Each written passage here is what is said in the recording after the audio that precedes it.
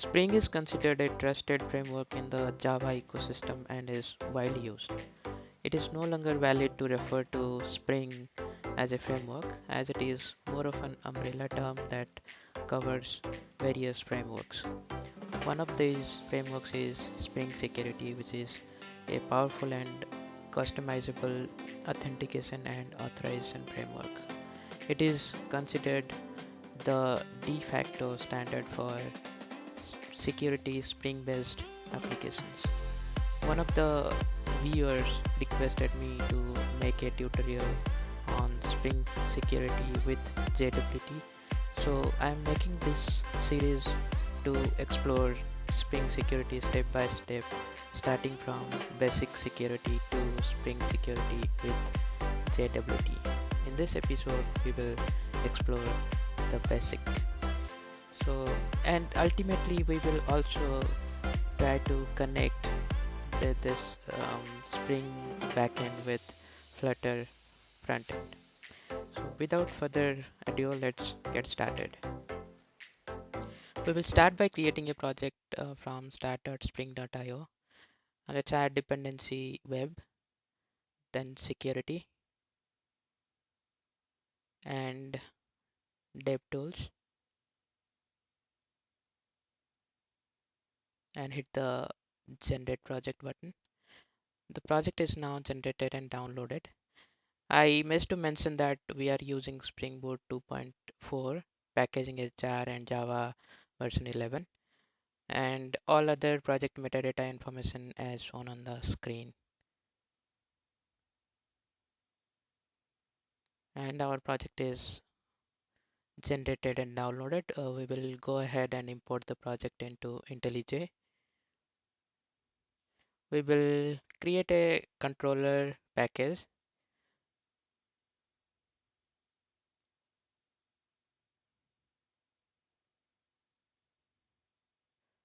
and within that package we will go ahead and create a controller class, and we will name it as security controller.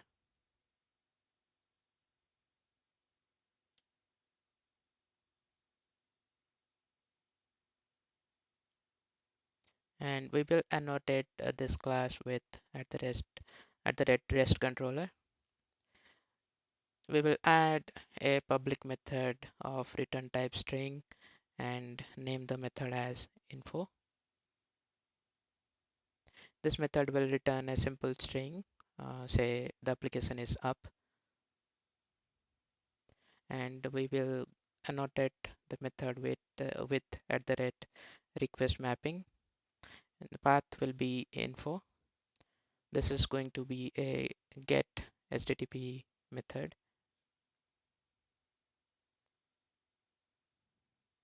Let's save it and go ahead and run the application.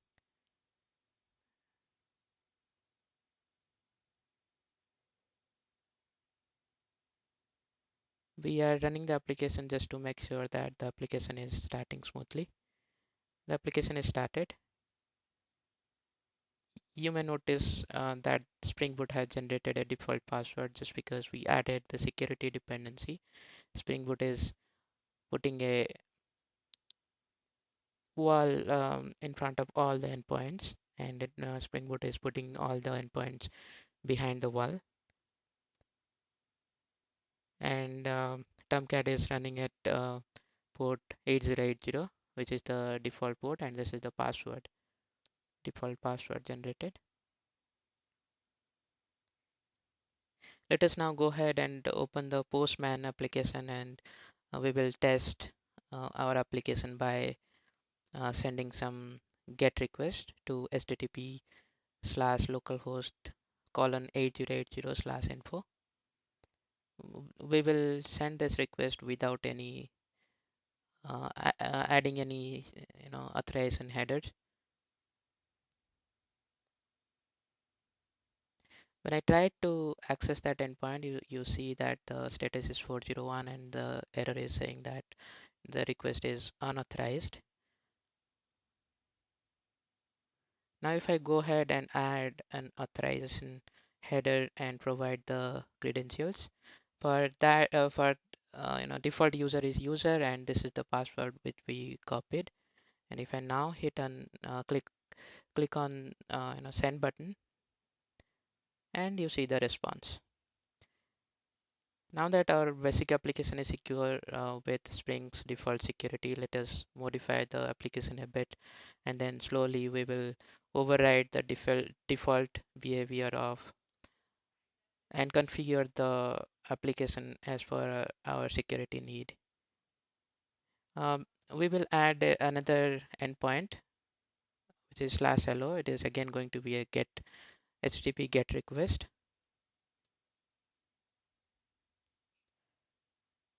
And then we will create another package, name it as config package. Within the package, go ahead and create a security config class. The name can be anything, but for now we have named it as security config. And this class will extend web security configure adapter. We will annotate this class with @configuration, and we will enable web security. We will now override the configure method, which takes an argument of type HTTP security.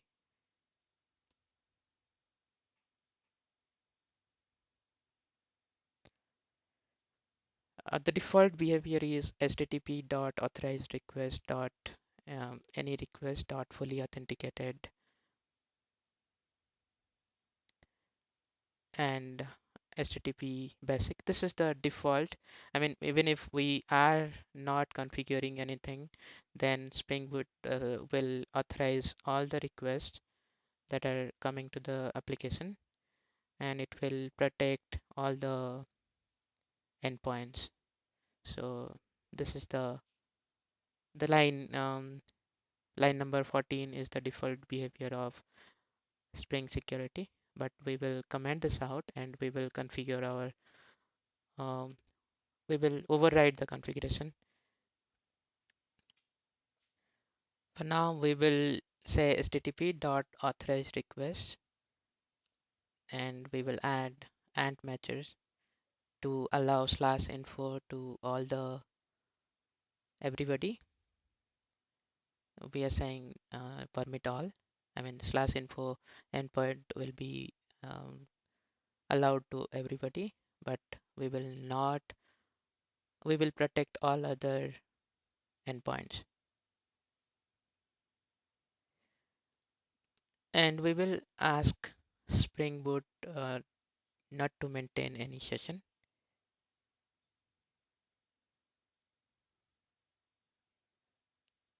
So we will say that session creation policy dot stateless.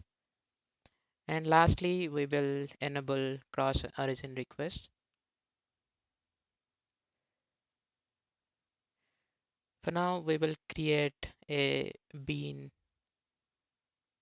of password encoder, and this is going to be for now for this demo purpose we will use no password encoder, but this is not recommended. For production applications, you must use some other password encoder such as maybe bcrypt password encoder. Spring Boot will need this password encoder in order to encode the password and to make sure that the passwords are not saved as clear text. Now let us override another configure method which takes in authentication manager builder as argument. And to that we are informing that we will provide the user details from our own service. So auth.userdetails service, to that we will pass in the instance of our own user details service. So let me name it as PXP user details service, which is not yet created, but we will create that. So let's auto-wire that service for now, but it is not created yet. We will do that in a bit. Let me auto-wire it. and name it as PXP user detail service, which will be created in a bit. Let's go ahead and create it.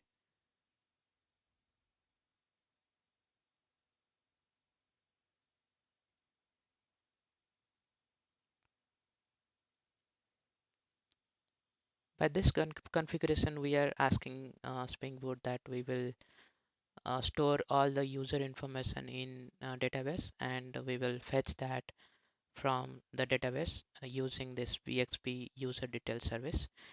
This class will implement user details service, and we have annotated this class with @service annotation, and we will override the only and one I mean on, the only method load user by username. And for now, let's create a dummy user, hard code all the information. I'm saying that username is foo, password is foo, and some authority. So we will create this hard-coded user object and return that object to the authentication manager builder.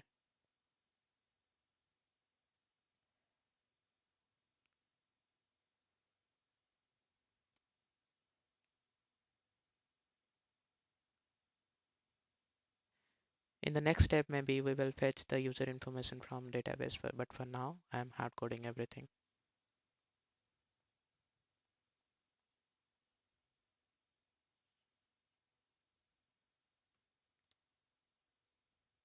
Okay, let me restart the application now.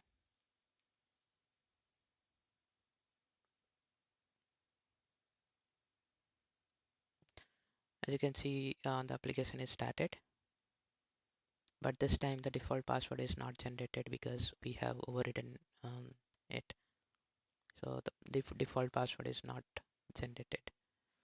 If I now open Postman and without any authorization, if I go ahead and try to access the /info endpoint, and it is returning success response, and returning the information. But without any security information, if I try to access /hello, it says unauthorized. And now if I go ahead and provide the password, credentials, meaning user ID and password. So foo is the user ID and foo is the password. If I go ahead and hit send button, you see I'm able to get the response. That's it for this episode. In the upcoming episode, we will fetch the user information from a real database. Also, in subsequent episodes, we will use JWT for authentication. Actually, our user details service is connecting to PXP user details service, which is returning a hard-coded user, no matter what username and password you pass.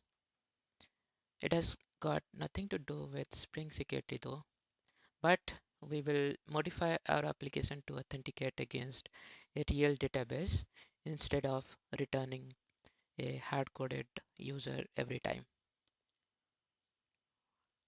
For this project, we will use MySQL database as our data store, and we will store all our user information in one of the tables in MySQL database.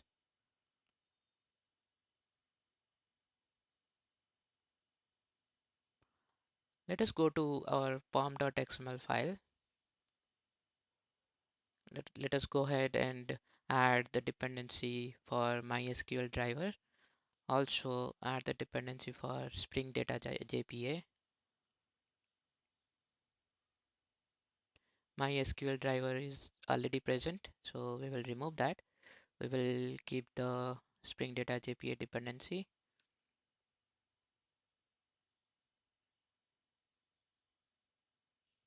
Now we will open our application.properties file, and we will define the connection attributes for MySQL database.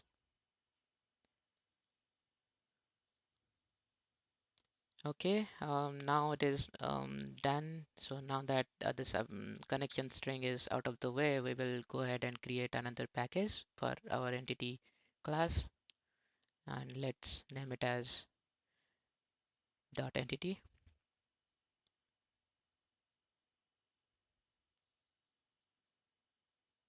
and let's name our class as user entity.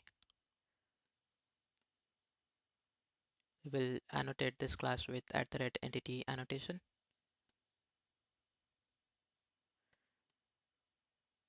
The auto import suggestion is not being suggested, so let's refresh the Maven project. It will download all the dependencies. So now, yeah, you can see the suggestions. So we will import the dependency from java x.persistence. So in this class, we will define only three properties, that is username, password, and roles. Roles will be stored as a comma separated string.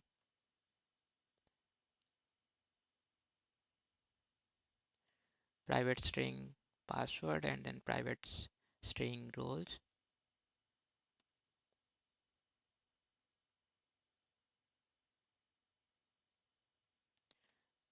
Let me annotate the username with @id, because this is our primary key. We will create the constructor that is going to be a no arg constructor, and getters and setters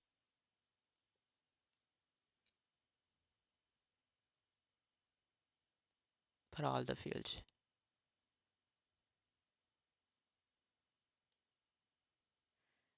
Yeah, now that our entity class is ready, let's go ahead and create the repository interface.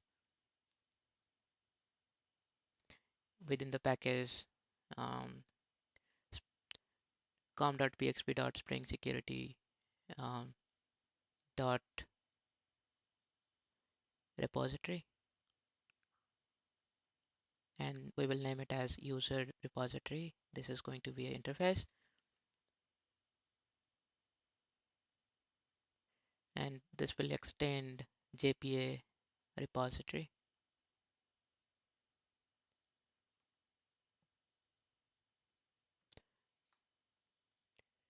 To the generics, we will pass our entity class and the data type of the primary key, which is string. We will annotate the class, the interface with @repository annotation, and we will define a method to fetch user by ID, and this is going to return an optional user entity. So that's what we have mentioned, and to this method we will pass the ID.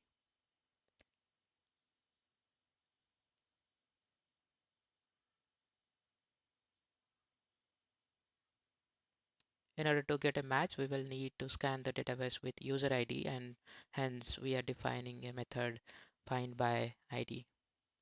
Okay, so the last thing is we will go to our service class. We first of all we will auto-wire the user repository. Let's delete this line for now. We will go to the database and search for the user with the user ID, and this is the find by ID is going to return an optional user, so that is why we have mentioned optional here. And we are checking here that if user exists, that is if user dot is present, then only we will go ahead and create the user object and return back to the Spring Security.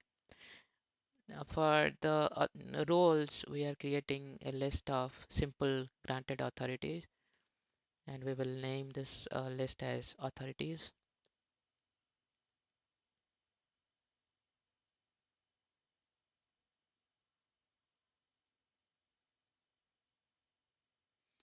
and we will split the role, comma separated roles.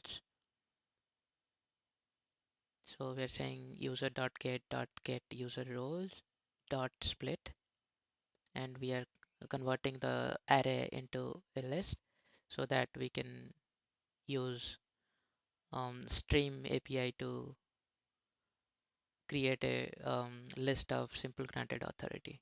So I'm saying stream dot for each authority. I will go ahead and add um, each authority to the list of simple granted authority. So I'm saying authorities dot add, and I'll create an object of simple granted authority. Within that, I will pass the authority.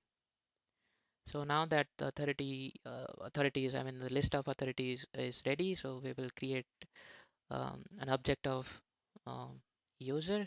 To that we will pass our username. So this time we are not hard coding it. We are getting the user from our database, and we are passing those, I mean the username, password, and the authorities to the constructor of the user class.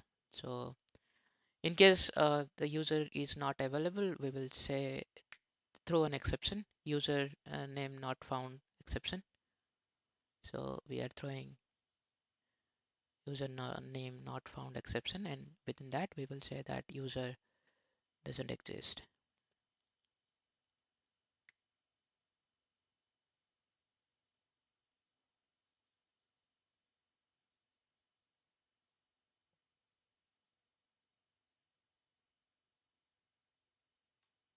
Okay, our service class is ready.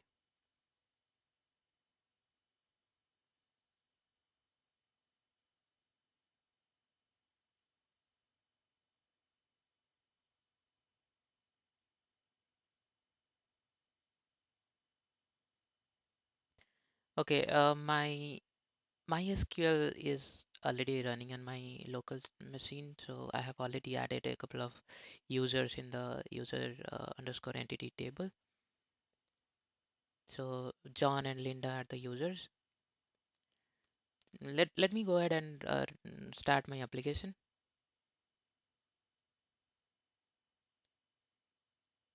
Okay, the application is started. Okay, let us test the application using Postman. So we will try to hit the slash hello endpoint. First, let's remove all the credentials and try to hit it. And you see unauthorized, the user is unauthorized. 401 is the response. This time let's provide a real user, John, and password is John. If I do a show password, I can see the password is John, and if I try to access it, I'm able to access, and the response is 200 OK. Similarly, I can use another user that is Linda, and password is Linda. This time also I'm able to access it. If I pass some wrong password, then I'm not allowed to access that endpoint. Similarly, if I um, use some wrong username also, I'm not allowed to access the endpoint. So our Spring security is securing all our endpoints. Now we are, instead of hard coding, sending the hard coded user, we are actually using the real users from the database. So far, our application has been authenticating users against a database. If you have missed those episodes, then I would recommend you to watch those videos, and then you can watch this particular episode. In this episode, we will authenticate users using JSON Web Token. We will start this by adding a library that we will use to create and validate the token.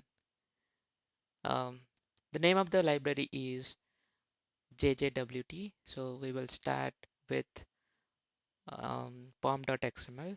This is the library I have added. to the POM file. We will devise a way to authenticate and generate a JWT when a user is legit. Once the user is authenticated and JWT is returned to the client, then the expectation is that the client will hold that token and will send the token in the header of each subsequent request. Before we code any JWT stuff, let me create a model class in the models package, and we will add only two properties in the model class. Let me name the model class as auth request model.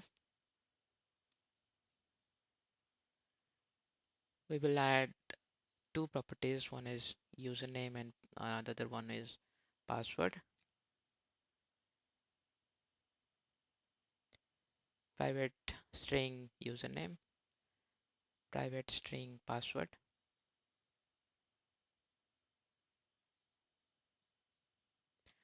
Let's go ahead and add a no constructor.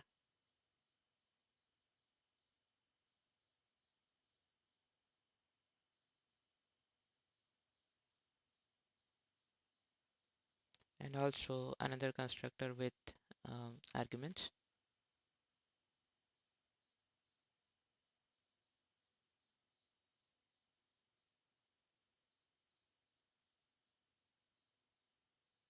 And finally, let's generate getters and setters for these two fields.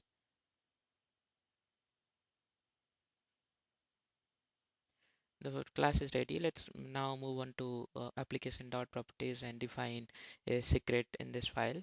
This will be used for signing the JWT.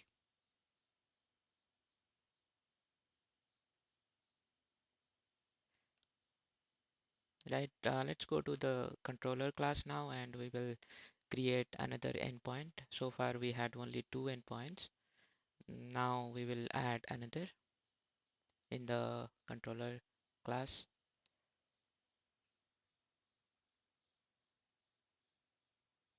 We will say at the rate request mapping value will be equal to slash authenticate, and this is going to be a HTTP post method.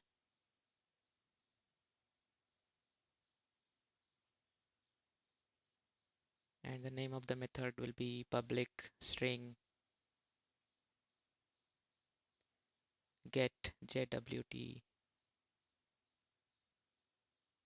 auth token.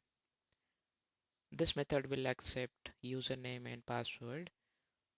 So we have already created a model class. We will use that model class to accept username and password. So we are saying that at the rate request body auth request model, and name of that the variable will be auth request model. If the user exists in the database, then a token will be created. Otherwise, bad credentials exception will be thrown. So we will keep the code within try and catch block. Before that, let me auto-wire authentication manager.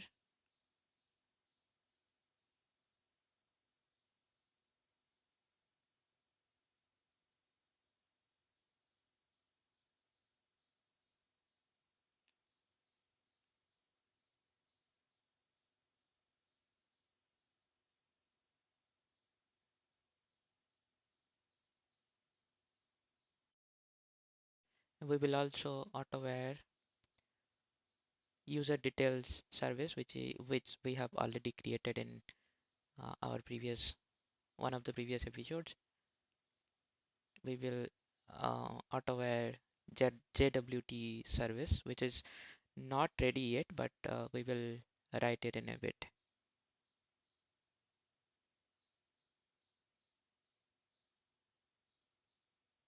Okay, so we have auto-wired all the dependencies, meaning all the bins that we need in this class. So within the try block, we will use the authenticate method of authentication manager.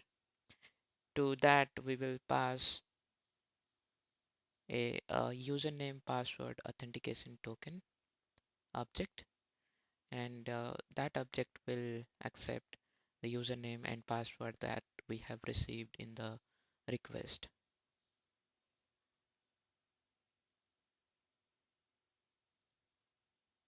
Right, so we have passed in username and password. If authentication is successful, then the control will go to the next statement. Otherwise, a bad credentials exception will be thrown. So we will catch that in the catch block.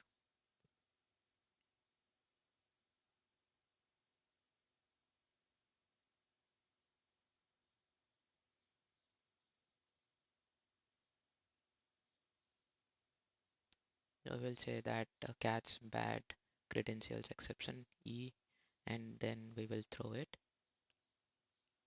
new exception. And to that we will say incorrect username and password.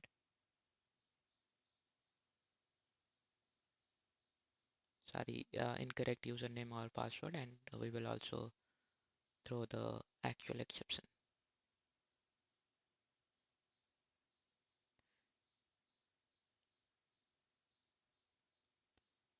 All right, so if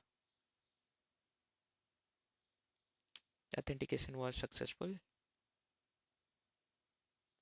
then we will go ahead and fetch the user details from our user details service with the method load user by username. We will pass the username to this method, and this method will go and pull the user from the database. Let's define a string which will hold the generated JWT, which we will get from the JWT service, which is yet to be created. So we will create a method JWT service dot get JWT. To that, we are providing user details object. And once the JWT is available, we will return that to the user.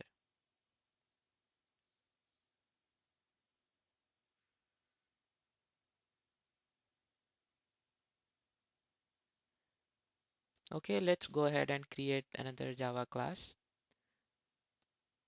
within the services package. Sorry, yeah, services package, and we will name it as JWT service. We will annotate this class as @service, and we will read the secret from our application.properties file, which we have already defined the secret. We will read that from there.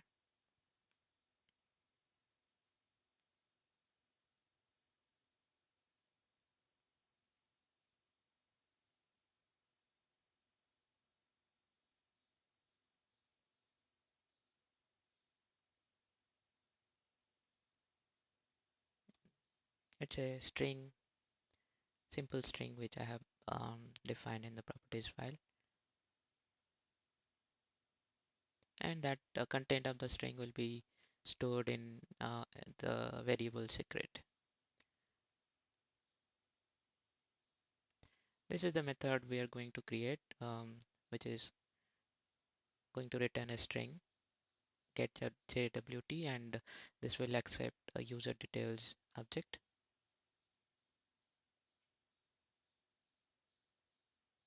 Notice that we are using, before that, let me create a map. Let me name it as claims. It's it's a map of string and object, and name of the map is claims, and we are saying that map equal to new hash map.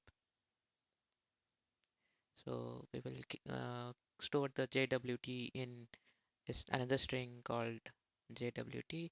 So JWTs dot I'm not getting the default, I mean the suggestion. So let me import all the dependencies.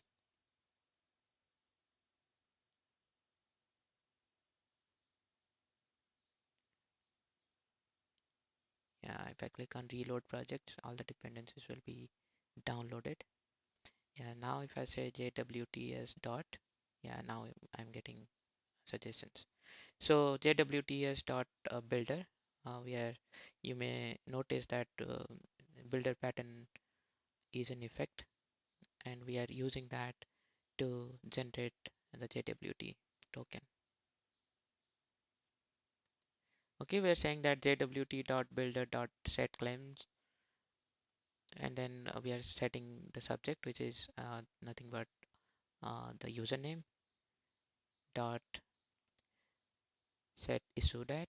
We will mention the time at which the token was issued. So we'll say current system time.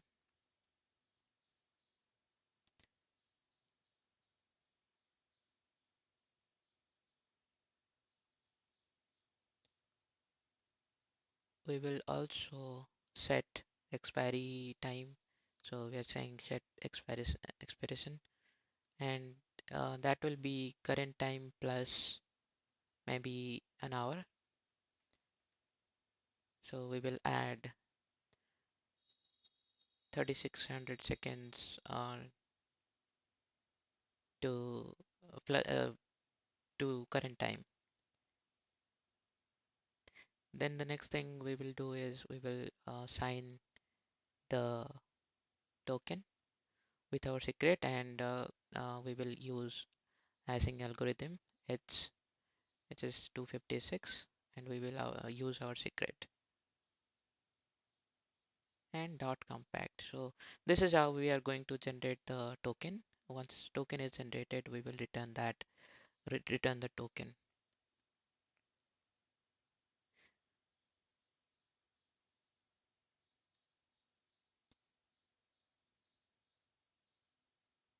The other method we are going to create is to validate a token that is going to be part of any subsequent request. So that method will return a boolean, meaning it will either say the token is valid or invalid. So the return type will be boolean. Name of the method is valid token. So to that we will pass an token and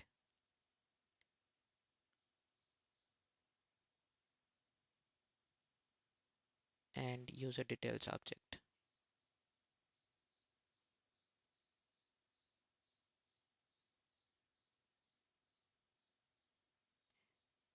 So we will extract the username from the token first. After that, we will verify the username and token expiry. Before that, let me write another generic method which we will need to extract the username as well as the expiry.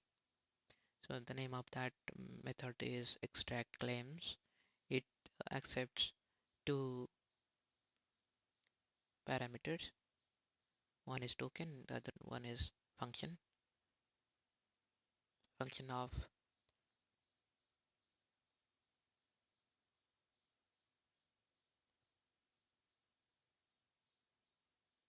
function of claims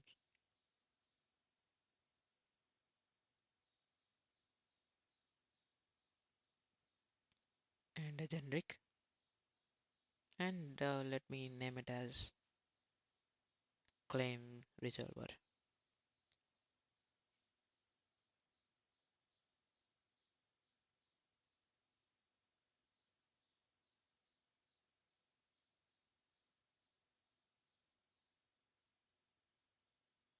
So basically we are parsing the JWT and extracting the claims from here. So we said JWT dot parser dot set sign key, sorry, set signing key, and to that we are passing our secret dot parse claims JWS token.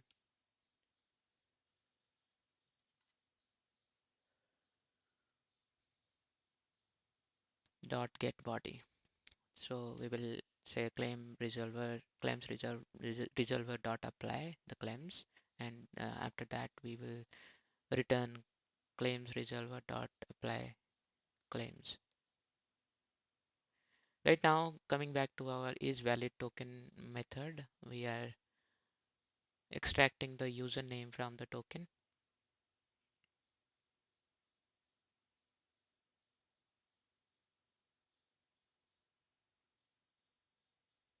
To it, we are passing the token as well as passing the subject, that is the username, and we will return. Uh, we will see if it is the username in the system is matching with the token. For that, we are saying that username dot equals user details dot get username, and we will check if the token is expired or not. If both of them are true, then we will return true, otherwise we will return false. So here we are extracting the expiration by passing token and claims dot get expiration to our extract claim method, and we are checking if that is before current date. I mean, it is not expired. So simple enough, right? So this method is going to return a Boolean value. Now that the service is ready, the only hurdle left is to intercept requests and then extract the token out of it and then validate it. So we will figure out a way to intercept all the incoming requests.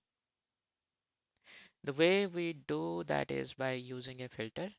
Let me go ahead and create a filter first. Maybe I'm getting some error here. Maybe something is not imported.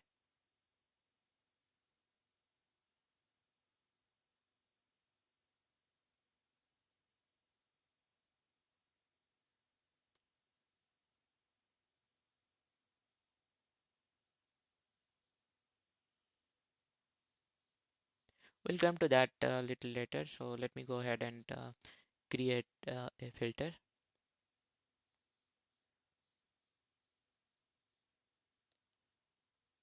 We will create that in a filter package. Name of the class will be JWT filter. Right. Let me copy and paste all the content in the class, and then I will walk you through the code. Let me import all the dependencies.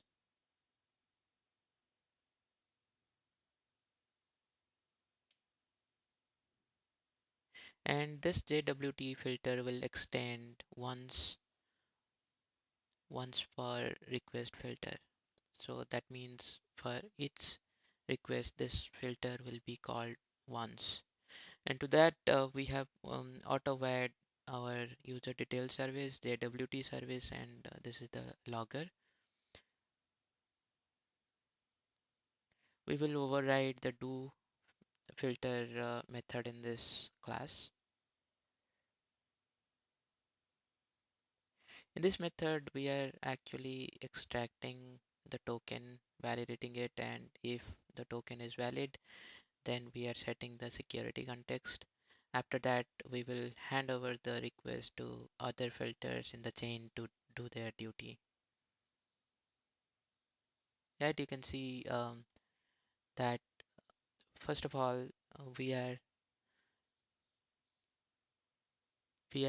extracting the authorization header from the request, and then we are checking if that is null, not null.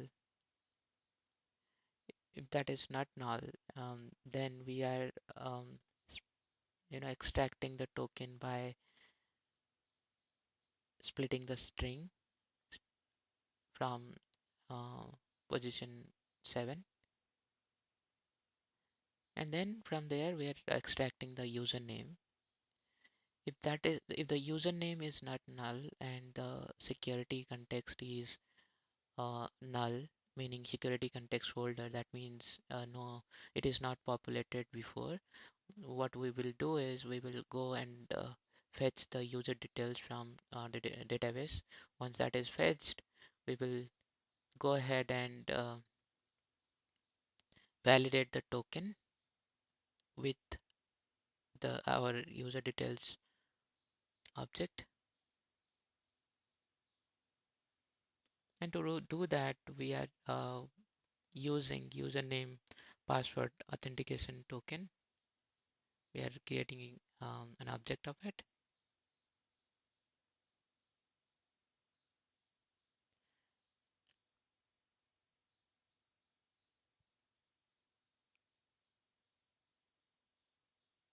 We're creating an object of it, and then um, we are setting all the details in here. As you can see, security context holder dot get context dot set authentication, and to that we are passing our username password authentication token.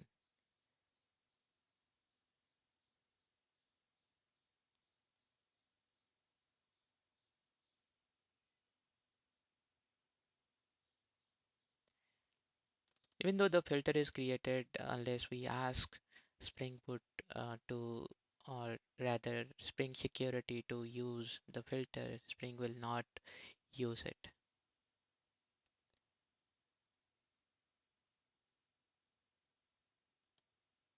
The way we inform Spring Security to use this filter is to modify the config, Spring config, one of the methods in Spring config, security config class. So,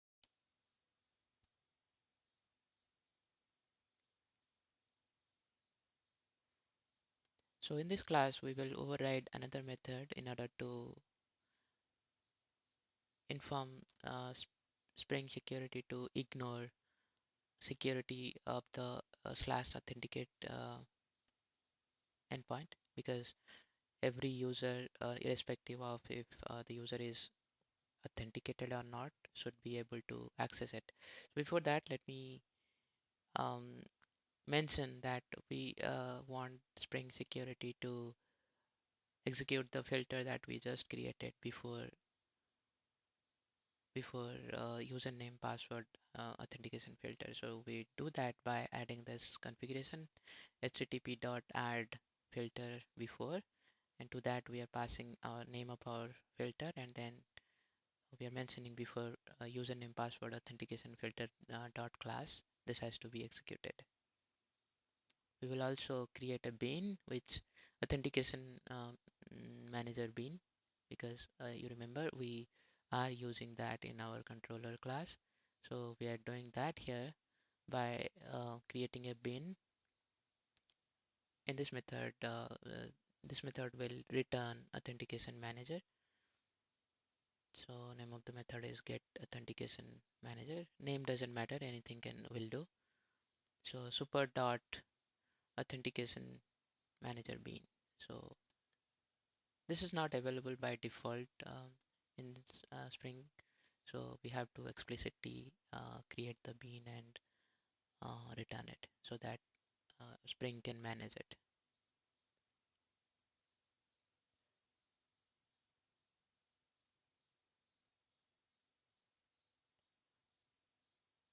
All right, we have one more method to override. So we will just to inform Spring that you do not have to secure or that slash authentication endpoint, and also we have another endpoint which we do not want to be secured, that is slash info. We will mention that here, saying that web dot ignoring dot ant matchers, and also to this ant matchers we will pass in two arguments. One is the endpoint and the other one will be type of the method, which is http method.get. So info will be ignored. I mean, no security will be applied on this endpoint, as well as we will also ignore the slash authenticate, which is a post method. That's what we have mentioned.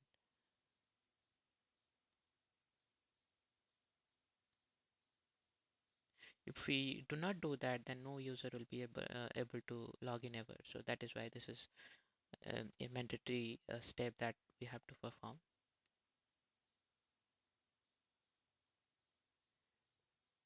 So we have auto wired now the JWT filter, which I forgot to auto wire.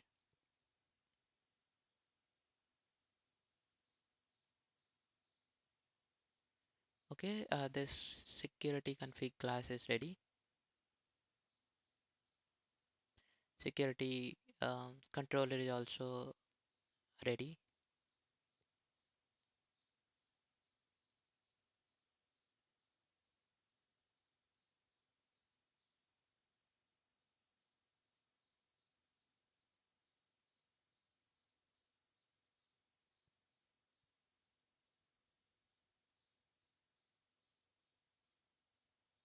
Okay, I think we have not auto-wired JWT service. Um, we will auto-wire that. And also I forgot to add the annotation at the red component in our filter. So I have done that as well. Let me now start the application.